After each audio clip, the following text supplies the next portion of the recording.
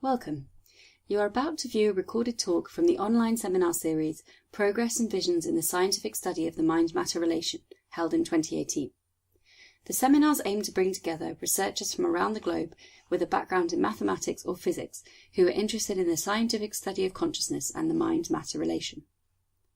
While each seminar session consists of a talk and a discussion, the latter is not recorded, and the following video will only contain the talk.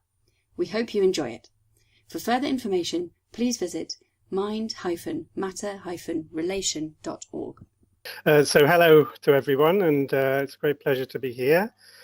Thanks to Johannes and Robin for inviting me to speak in this seminar. It's a really brilliant idea, and say of how much I've enjoyed the talks so far.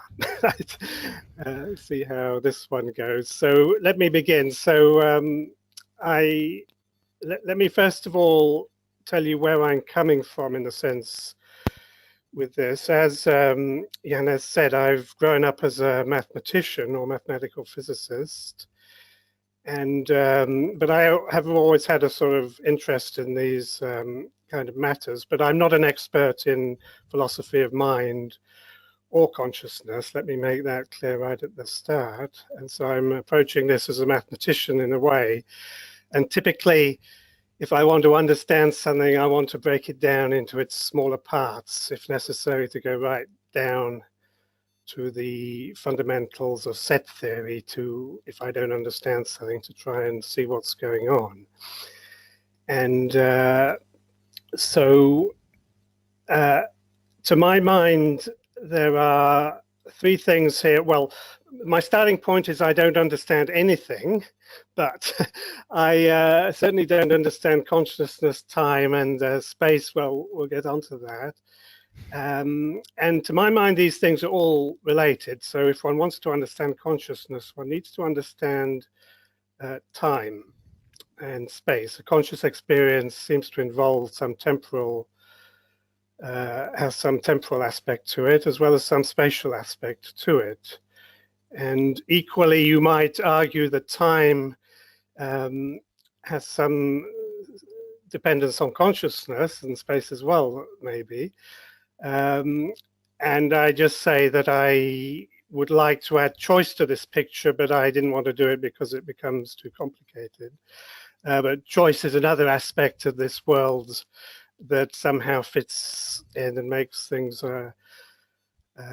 interesting. And when I speak of time, I really mean the now or the present moment. So I'm not thinking of time as in a four-dimensional space-time. What really puzzles me is this present moment that I exist in, and which in some incredibly complex system, and that system seems to change. And this becomes difficult to explain time. And I want to begin with time, although the central part of my talk will be about spatial structure, but I want to, which I feel I can explain better, and I want to somehow use that to address time and consciousness. But I first of all want to begin with time, and just to put you in the frame of mind, let me begin with a few quotes, beginning with Aristotle, concerning time. So we are not aware of becoming of time unless changes are registered in our mind. Aristotle also said whether, if soul did not exist, time would exist or not, is a question that may fairly be asked. For if there cannot be someone to count, there cannot be anything that can be counted. So I'm not going to comment on these for the moment, just read them out. And Newton said, absolute true and mathematical time of itself and from its own nature, flows equably without relation to anything external. That's a kind of different perspective on time as something that's just flowing. And Leibniz, time and space are not things, but orders of things. And because the citation is too long, just say that Leibniz objected to the concept of absolute space and time because it violates the principle of sufficient reason, and he gave explanations for that. Einstein, since there exists in this four-dimensional structure, space-time, no longer any sections which represent now objectively, the concepts of happening and becoming are indeed not completely suspended, but yet complicated. It appears therefore more natural to think of physical reality as a four-dimensional existence instead of, as hitherto, the evolution of a three-dimensional existence. Okay, and Wheeler. So you'll find throughout my talk that I'm inspired, in fact, by Wheeler, much of Wheeler's thoughts on these matters. So Wheeler said the concept of time was not handed down from heaven, neither was it supplied free of charge from outside for the benefit of physics. The very word is a human invention, and the problems that come with it are of human origin. He went on to say, past and future are interlocked in a way contrary to the causal ordering presupposed by time in this sense. According to how the observing equipment in the here and now is set one way or another, that choice has irretrievable consequences for what we have the right to say about the past, even the past billions of years ago, before there was any life. The past has no existence except as it is contained in the records near and far of the present. So I like, so this is referring to his delayed choice experiment. And yeah, that last sentence is particularly important, I feel.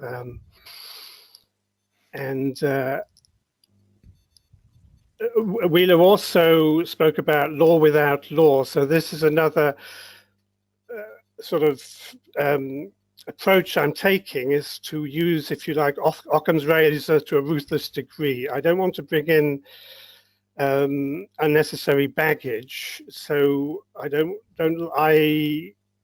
would like to avoid things like infinitely many universes, and also I would sort of, like Wheeler spoke of law without law. So things like time and physical laws should somehow have grown up with the universe. And Wheeler's it from bit hypothesis, which followed on from other people putting forward the idea that information was at the basis of things. Wheeler said that every particle, every field of force, even the space-time continuum itself, derives its function, its meaning, its very existence entirely, even if in some contexts indirectly, from the apparatus elicited answers to yes or no questions, binary choices, bits. And he also went on to say that time among all concepts in the world of physics puts up greatest resistance to being dethroned from ideal continuum to the world of the discrete, of information, of bits. So I'd actually want to, towards the end of my talk, address this last point about time.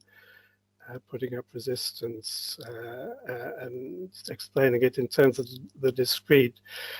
So I like this idea that things should come from sort of relations or bits, that if you try to explain what a particle is, what it's made of, that becomes, that to me could never have you could never answer that. I mean, it seems quite reasonable to me that if you trace everything down to the very bottom, you've simply got relations, whether something is related to another thing or binary bits of information, because I couldn't believe there should be any substance at the bottom of anything. So that's the perspective I'm trying to take to understand these matters.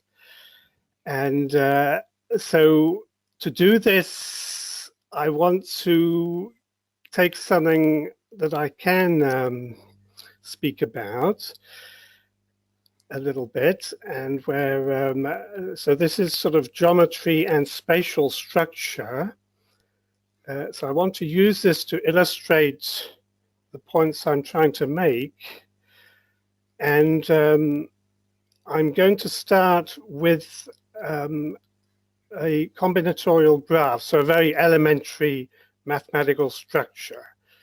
All the maths that I'm going to speak about is sort of basic, can be easily understood. There's nothing deep, but the questions that arise from it are problematic. So I'm going to be talking about graphs. So one could think of this as some kind of elementary informational structure. You have vertices, and they're connected to other vertices by edges. There's a relation between the vertices. Either they're connected by an edge or they're not connected by an edge. And there's no reason to give more emphasis to being connected or to being not connected. And so this is the basic object. And just a few basic concepts. So the degree of a vertex is the number of edges which are incident with it. And I'm going to use this symbol tilde to say that x is related to y. So here x is related to y by an edge or connected to y, but x is not connected to z by any edge. Okay, so that is a graph, and it may change. So let's, here's an example. So graphs may arise in all sorts of situations. So for example, consider 5 people, A, B, C, D, and E. If A is friends with B, say we connect them with an edge. And then in the following graph, A is friends with B, C, D, and E, but none of B, C, D, or E are friends with each other. Okay, and so a graph could change. I mean, why anything should change is a big problem, but again, let me get onto that. Let's just say graphs can change. For example, allegiances may change, people may change their friendships and so on. So the previous graph may change. And you may be able to put some sort of measure onto this, maybe something. So let me just take, for the sake of it, the sum of the squares of the degrees. That's measuring something. So if I perform this operation called an edge slide to graph theorists, where an edge pivots along one vertex and the other vertex slides along an edge. Here so it decreases this quantity, the sum of the squares of degrees. So it may want to do that if there was some physical law that something should seek some kind of equilibrium or minimize some functional, then that may relate to change, but I wouldn't want to say it causes change. So then we reach a minimum of this energy with this operation of edge slides. So just to give you another example, here E is 136, and we can perform these edge slides, and the graph changes. Okay, and here it doesn't decrease E, but it looks more symmetrical. So I just did that last change for the sake of it. And so that graphs, the relations between vertices may change, and edges may be created or vertices created, and all sorts of things would happen to a graph. And so now let me give you another example of change, which you're probably familiar with, John Conway's Game of Life. So this is a good example of where something changes. The game takes place on an infinite checkerboard, The cells are either alive or dead, and you color a live cell black. And at each step in time, if you like, the following transition occurs. And you include diagonal neighbors in this. So you have these rules that any live cell with fewer than 2 live neighbors dies. That's underpopulation. Any live cell with 2 or 3 live neighbors lives on to the next generation. And any live cell with more than 3 live neighbors dies, overcrowding. And any dead cell with exactly 3 live neighbors becomes a live cell, reproduction.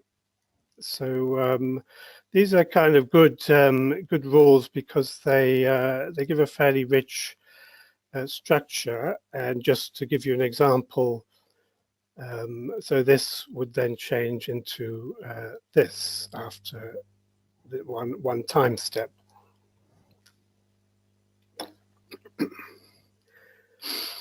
Okay, and just some comments on the game of life. So you can actually download this. You can download onto your computer Game of Life. It might have been nice to give a demonstration of things. So you can create structures which persist in time. They can go on forever. Other structures will die out, and all sorts of things. It's in fact a very rich object, the Game of Life. So it's a deterministic world whose evolution is fixed by the initial condition. And what is time in this world? Well, I guess a step in its evolution. Okay, let me just raise this question. Is the world aware of its own time? I don't think so, but without it would need to include a register to record its previous state. It would have to become a very complicated world. But actually the Game of Life is quite rich because it's a universal, it's been shown to be universal, so it can actually compute any recursive function. So it has it can become quite a complicated, rich object. So just like a universal Turing machine can compute a recursive function. And okay, is it reversible? That is, does each state have a unique predecessor? No. For example, the state with all cells dead has many predecessors. Does this non-reversibility define the error of time? Well, I'm not going to answer these questions. Do we have, so you could think of this game as churning along without the need for any human being there. We've kind of plugged in the initial conditions and then it sets off and could go on forever. So is somehow, do we have anything to do with this game? Again, I'm not going to answer that question.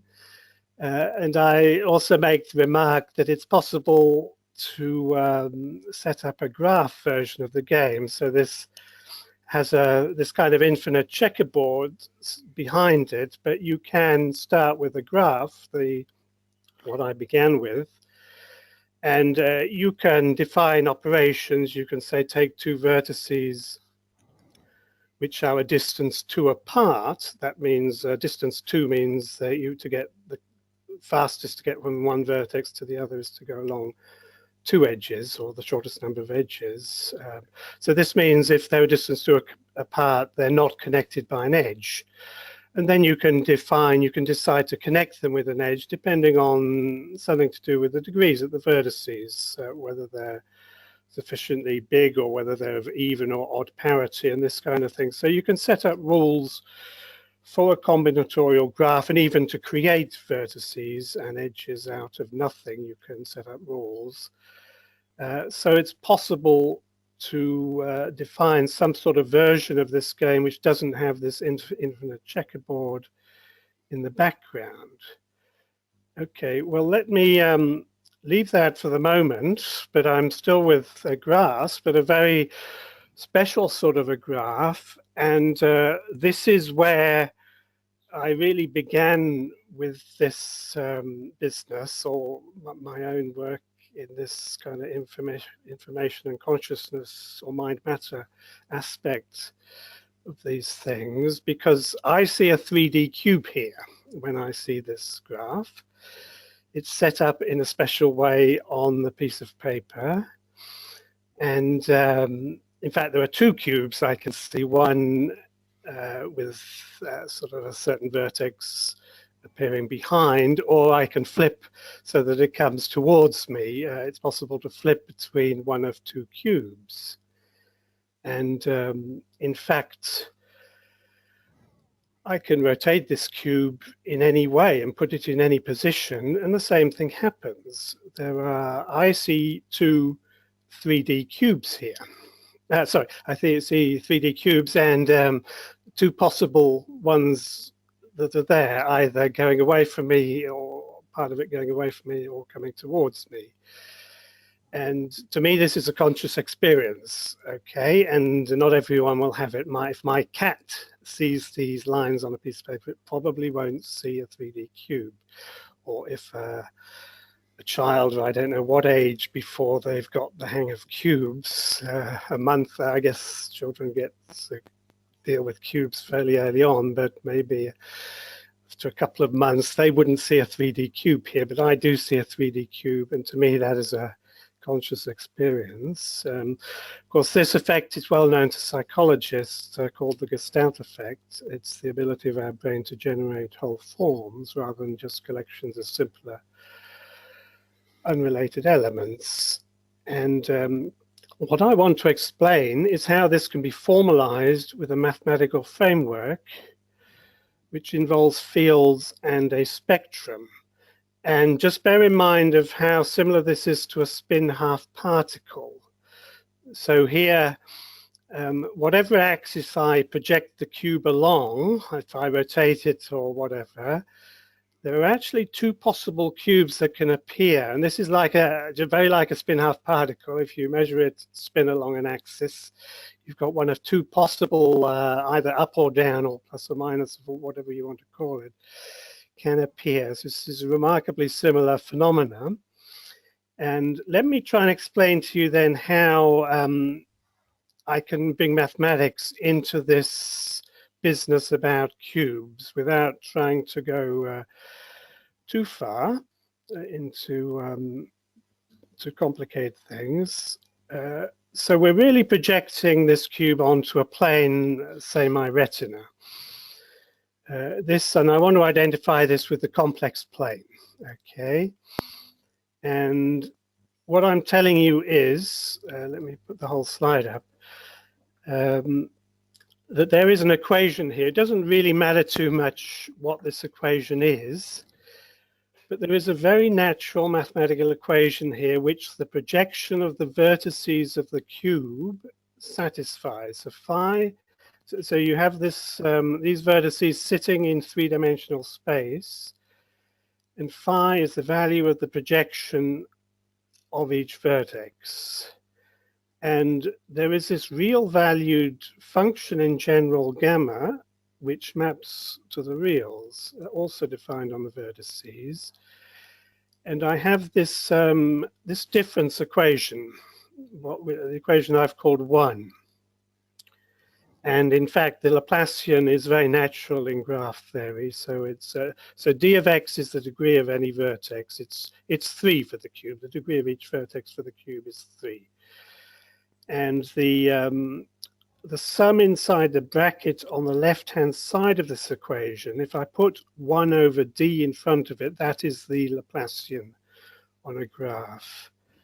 And if I put 1 over d in front of the sum on the right, this is what I'm calling nabla phi squared on the right of the equation in the top right-hand corner of my slide. And then so you've got 1 over d squared on the left and 1 over d on the right, so you end up with a 1 over d on the left. The equation is very natural because of various invariance properties, which I'll actually mention in a minute, but just suffice to say, for the cube, gamma vanishes, so I've just got gamma equals to 0 for the cube. But if I take any regular polyhedron or whatever, or polytope in general, then gamma will take on some other value, but it'll still satisfy this equation. In fact, for the cube, this is essentially Gauss's theorem of axonometry. And so I had graphs, but I really want to put this in terms of frameworks. So there's nothing complicated here, just that a framework, to be more precise, a framework in Euclidean space is a finite collection of points connected in various ways by edges or bars, which are straight line segments. And so here I have phi, which is the orthogonal projection I had from the cube on the previous slide. And it's important to have this invariance property. So I have this equation 1. And I want the projection to satisfy this equation, but I want a bit more than that to make some sense of all this. I want it to satisfy this for some fixed gamma independently of any similitude of the framework. So going back to the cube, I want the cube to satisfy this equation independently of how I rotate the cube, how I reflect the cube, how I dilate the cube, expand it or decrease its size. It should still satisfy this equation, and gamma shouldn't change when this happens. So this happens for all the regular polytopes.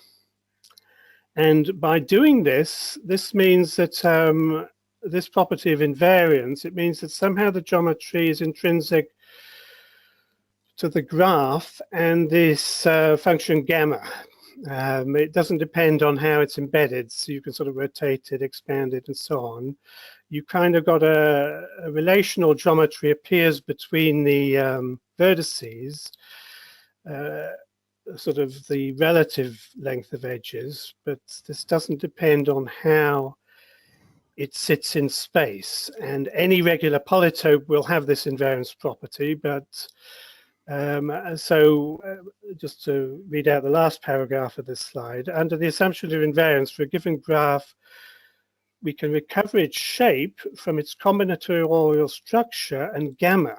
So if I insist on invariance, and if I say gamma is 0, and if I give you this graph, which corresponds to the cube, so just telling you how each vertex is connected to every other vertex, this is sufficient to reproduce the cube. So the cube sort of pops out of this graph from gamma, from the way in which which vertices are connected to which other vertices. You just need to know gamma, and so I call this gamma a geometric spectrum. So I want you to think of this as like kind of a Schrödinger sort of equation. You've got things, a spectrum, but it's not necessarily constant, this gamma. And it's quite hard to compute. You generally need to use a computer to compute these things for small graphs. And so this shape is popping out of the spectrum, and this equation, the second order difference equation. So what I'm saying is, what I'm claiming is all this kind of setup. I'm just putting this, you can kind of say this is a state. Somehow the graph has fallen into a state when you perceive it in the right way. Okay, let me enlarge on this a bit. So suppose I'm given a solution to this equation 1. And this means I'm just given some projection onto a plane, which might be our retina. So I'm just seeing something. And well, you can do a mathematical theorem which says there are always two possible lifts of a vertex and its neighbors to what I call a configured invariant star. So star is just a particular kind of framework which has a central vertex, and the central vertex is connected to outlying vertices, and there are no other connections.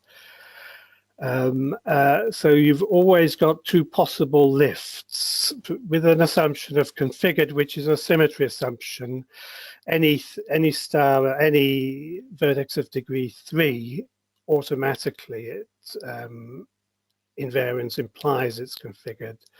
But I won't go on to that. But if you wanted to propagate the lifting further afield than just from a vertex and its neighbors, you want to remove the symmetry assumption of configured, and then it becomes a difficult mathematical problem, which I can come back to if anyone has questions on that. But what I'm saying is you've got two lifts at each vertex, and you can give these a label like 0 and 1. And just to come back briefly to the cube to see how this can be put into a sort of quantum framework. You've got 8 vertices with the cube, each one with its corresponding lifts. But for things to be compatible, a lift at one vertex and its neighbors has to be compatible with the neighboring lifts, otherwise it won't work. So you're kind of forced into just two possible states, which, if you get your conventions right, are given by these 8 zeros or 8 ones for the two lifts. And so you could put your cube into this setup, and when you perceive the cube, one of the states is realized. So this is a sort of this falls into quantum interaction, what's known as quantum interaction setup, where notably Harold Atmansbacher leads this, and where you apply quantum mechanics to global or non-microscopic phenomena. So let me continue. So this actually goes a little bit back to the conversation that took place at the end of Lewis Kaufman's talk a couple of weeks ago, when in the discussion afterwards, and Ian Doan was mentioning the three. You've got to have 3 particles to start to build up a universe with relative lengths and so on. And so this, I was starting to think how you can, is it possible to build a model universe based on graphs and these sort of having states for perception appearing? And let me just explain this a little bit. So it's not just regular polytopes that you can get, but you really only get special structures which fit the invariance requirements. So let me remind you, the projection of the vertices has to, onto the complex plane, has to satisfy the equation 1. It doesn't, you don't need to remember what equation 1 is. It just has to satisfy this equation. And so, for example, if you take a double pyramid on a regular polygon, then there's actually a unique height, a one and only one height, which makes it invariant. And you kind of get these structures which you can have in your model universe. And if you like, you can call these particles, and then particles could combine to form more complex structures. And in this way, the local geometry associated with the particle would propagate in your world.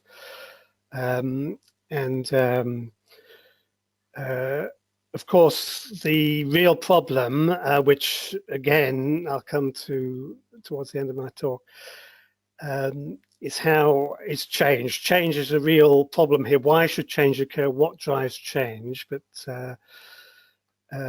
maybe I shouldn't spend too long on this, but this same equation, let me explain how change might occur. And so this sort of slide looks a little bit formidable, but it's just saying that any solution has the invariance. You can take a solution, you can multiply it by a non-zero complex constant, and you can add another complex constant to it, and it's still a solution. It's just like in a Hilbert space, you've kind of got, you've got one solution, one eigenvector.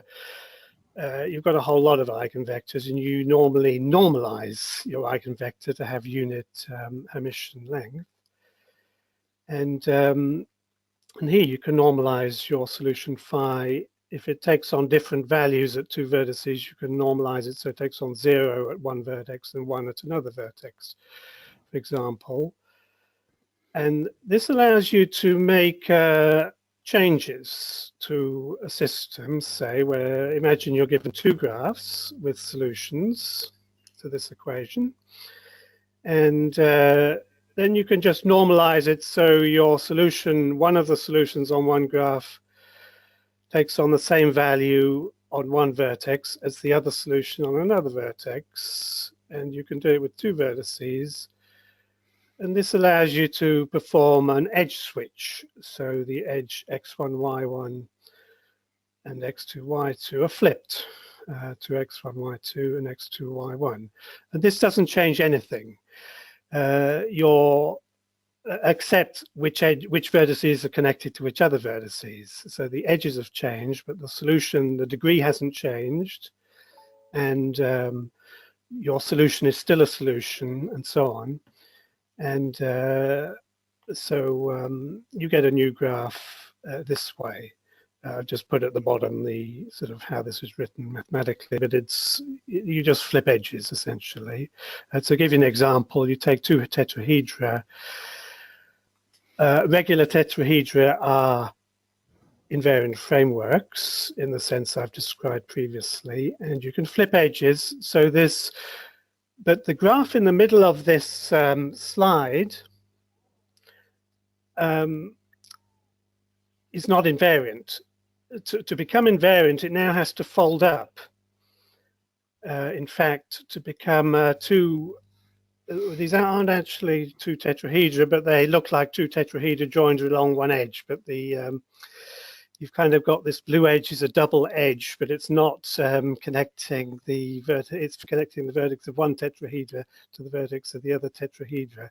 So there is only one solution when you combine the two graphs and you plug everything into a computer and ask it to check what the geometric spectrum is and what solutions can arise.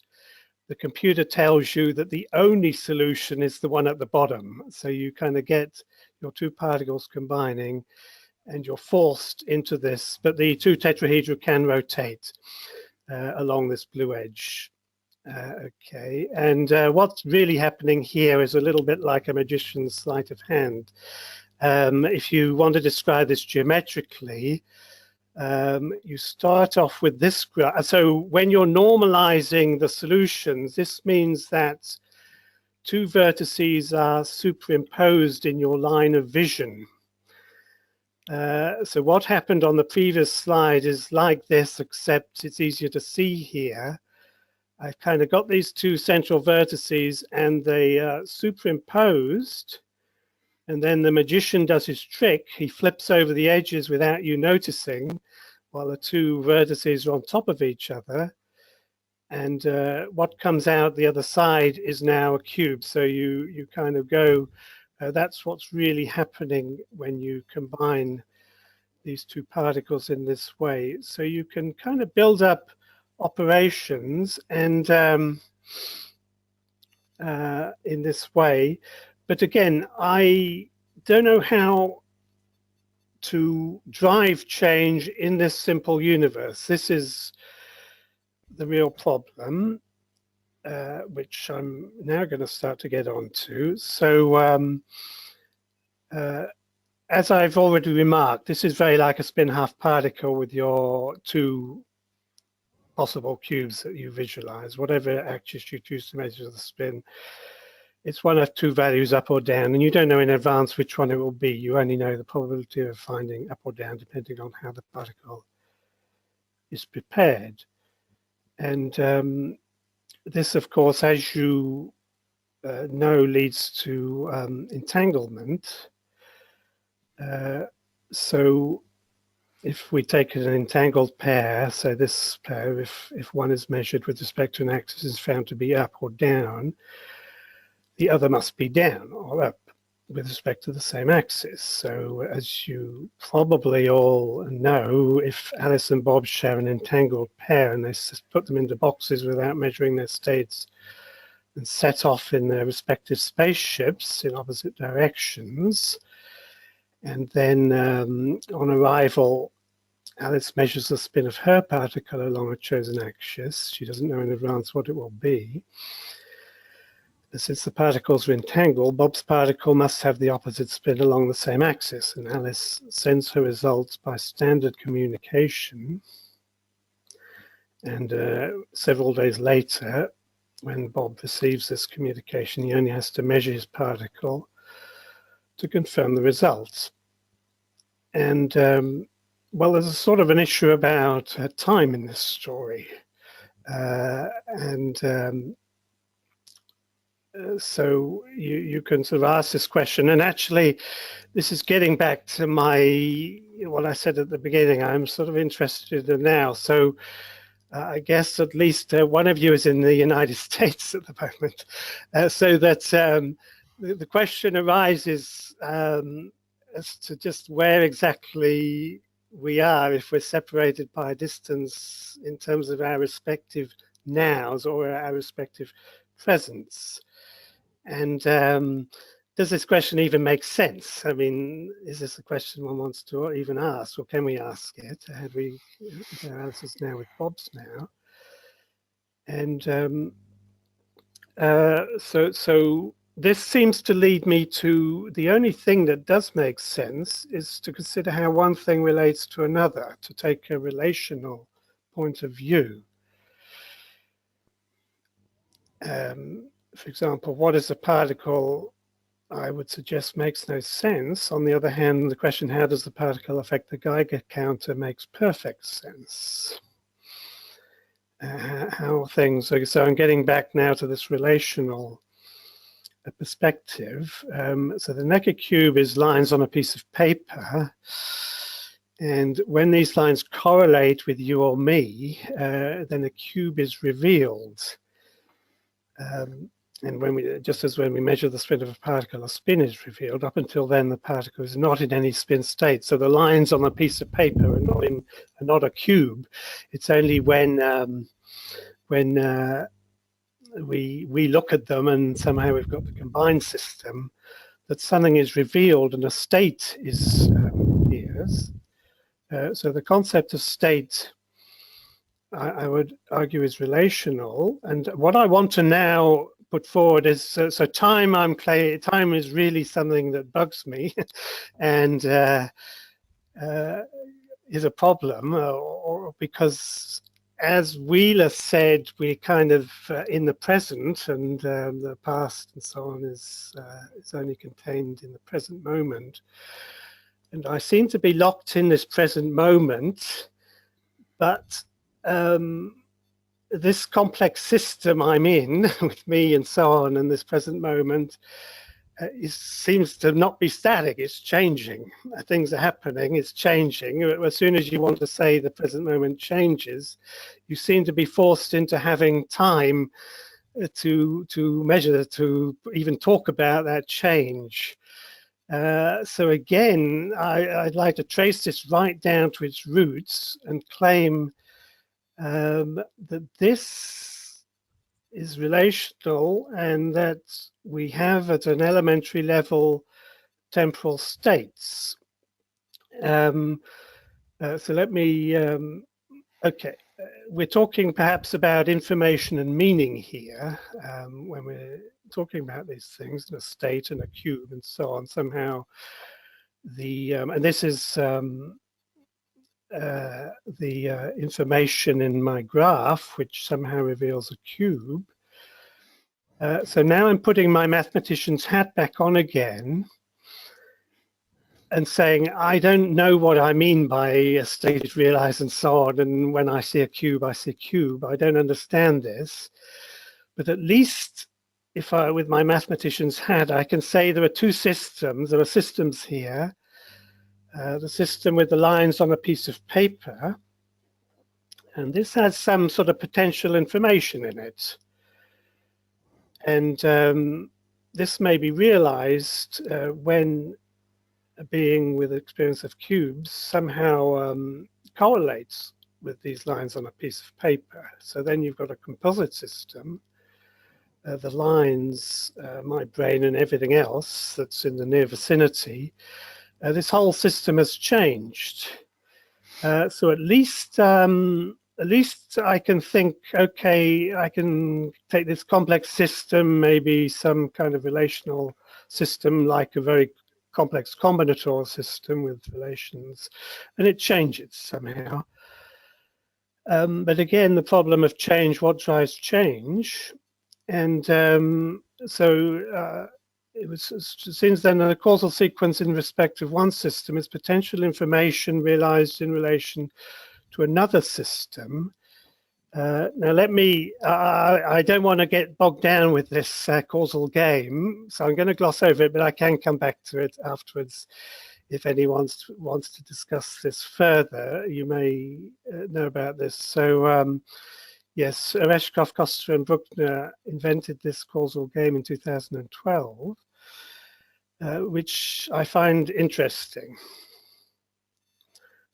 So roughly speaking, in the game, you and I toss a coin, and the aim of the game is for each of us to guess the other's result.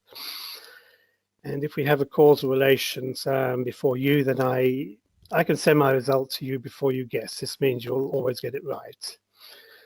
But I only guess half of the time. And so you get a 75% chance of winning the game. And so in this causal, if I'm before you or you're before me, then you've kind of get a probability of success of 3/4, 75%.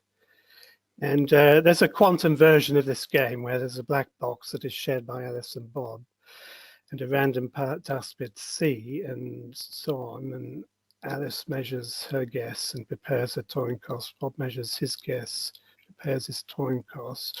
And you don't assume any causal order, in fact, in these operations. And simply you have this random task bit C. If C is 0, Bob must communicate B to Alice. If C is 1, Bob must guess the value of A. So I'm glossing over this rather quickly. And you don't say who's first, and you want to maximize the probability that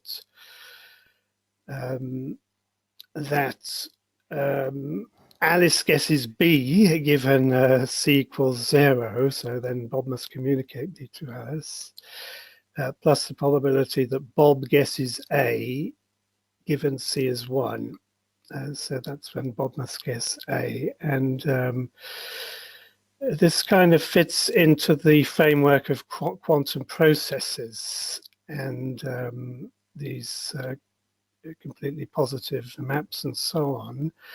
And as before, if the procedure works in a fixed causal structure, then you have this limit on the probability of success 3/4. But Oreshkov, Costa and Bruckner showed that if you formulate it in the framework of quantum processes, then in fact, you can do better than that. You can get a 2 + √2/4 chance of winning, which is bigger than this.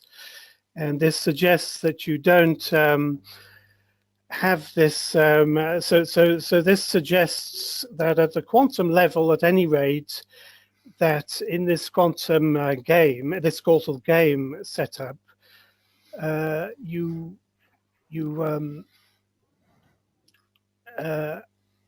don't have, there isn't a global causal order outside of the system. And this suggests, at least to me, that at a microscopic quantum level, a causal ordering emerges in some sense as a realization of a temporal state. So that one thing before the other at a very elementary level. And it's a bit like going back to these 3 particles in your universe for to get relative distance. You kind of a 2-event universe. You could never say which event was before the other. You somehow need more there. And when this more is there in the universe, then there's somehow that you've got a choice now, and one of the different choices, whether A is before B or B is before E, is the realization of a state. So there's this rather nice picture of Jonas Schmoller from the University of Vienna, which illustrates the causal games.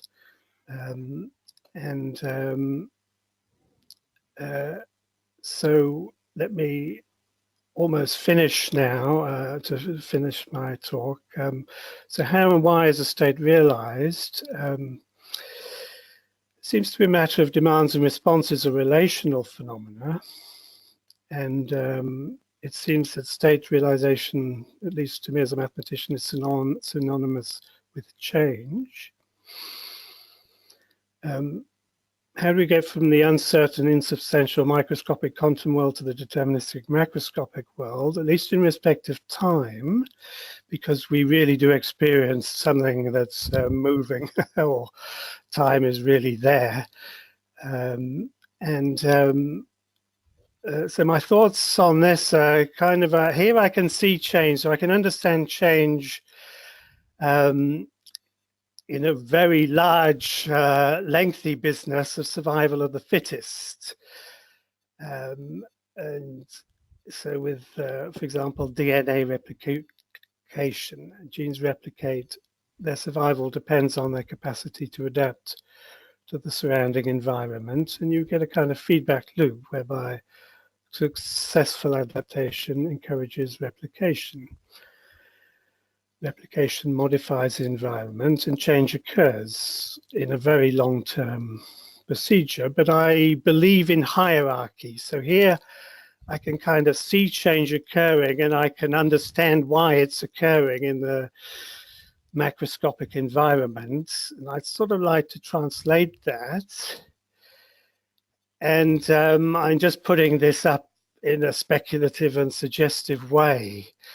If I put 3 of my cubes together, then really the choice of one dictates, so for each cube there's a choice of 2 possible cubes, realizations of the cube.